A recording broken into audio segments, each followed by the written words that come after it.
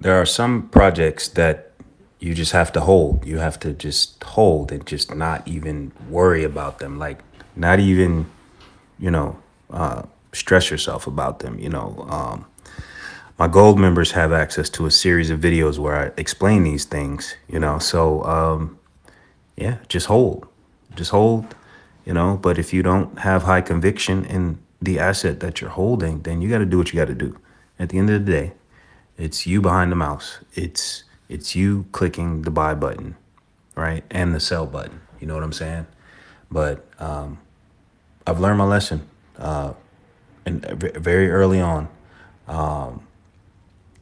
by not understanding what I held and not having the patience. Patience in this market when you're holding good assets will help you win long term. If you want the quick gains and stuff like that, then there's risks that come with that. So that's my take on that. So holding is man, you're gonna win in the long run. You'll win holding. Of course, that depends on the asset you're holding. I believe that LCX is a very good asset to hold at this 12 to 14, 15 cent price level. Now, can it go lower? Yeah, of course. Bitcoin could go lower. The whole market could go lower, right? But that's why we dollar cost average into these positions. And one thing I say is, if you're worried about a position and you're panicking at every dip or when it goes lower and stuff like that, it probably means that you're over leveraging that position, meaning that your position size is too big. So if you can't sleep at night, knowing that your crypto or a few cryptos you're holding are down, 30, 40, 50, 60, 70, 80%, then maybe your position size is too big. So that's another valuable strategy to use when investing. That's why we dollar cost averaging into these positions. So let's say you bought LCX at what, 20 cents, right?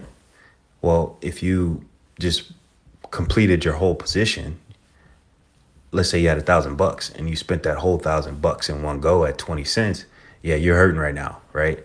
But if you have broken up that investment, maybe you put in 300, you waited a couple days, you saw it dump to 15, now you put in another 300, right?